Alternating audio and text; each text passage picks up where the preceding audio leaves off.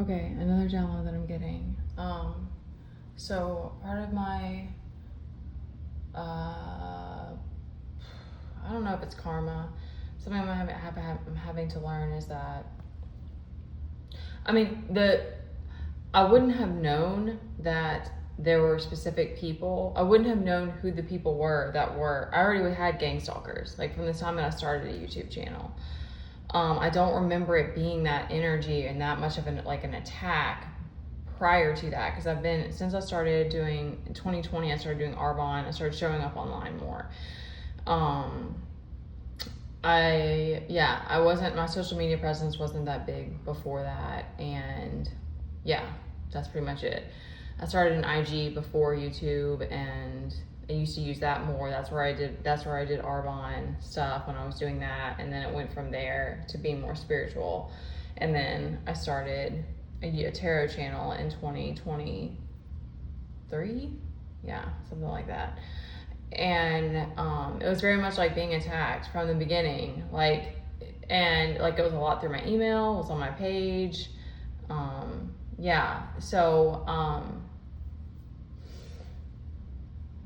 There is that of learning what is, but you don't know, how do you learn that without making that mistake? Excuse me, how do you learn that without doing the most, or oversharing, and then you're like, oh, okay, that's being used against me, or oh, okay. It has to come to the surface to know who is who. Anyway, so use your own, discretion, discernment. But a speaking truth is an aspect of this. Being seen. I think that's for all of us that are choosing. If you want to self-actualize, being seen is part of it. So you have to figure out what that means for you and how much you want to show up or whatever. I might be getting too wordy now.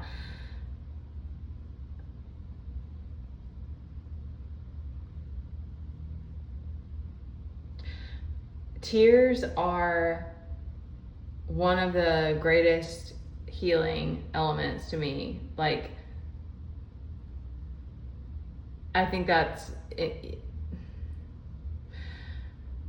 I don't want to cry relentlessly or show up in a vulnerable space all the time, because of course, I know that too, that I need to protect myself. But I think that the masculine, you just need to understand,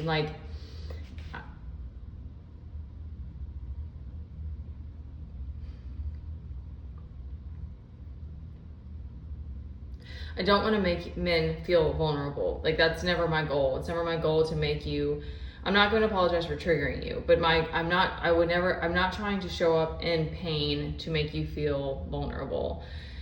However, it is what it is. That's where God is doing his job. And a woman needs to feel safe to express everything, including her pain. So it's not your job to fix the feminine or to make it go away, but a woman's pain needs to be seen and heard. And it can't be this thing where it's I only show up I can't always hold back my emotion. So am I just gonna do I want to just overshare and just be, no, because now I've had to learn that's stupid. That's me being ignorant. That's me being, I was seeking validation, or I just wanted to be heard. And however, it's not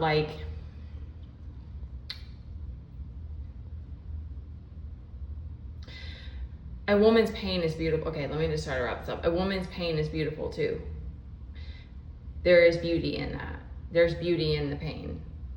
And it's sacred.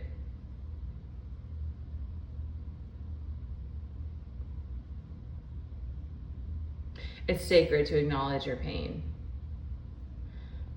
And continuing to give everybody else that opportunity as well.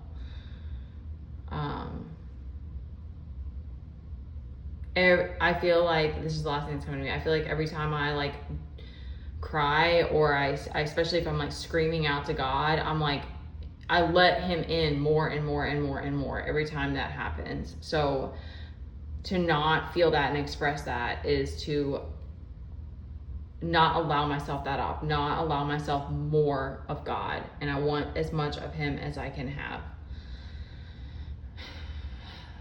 So take that or leave it, but that's my truth.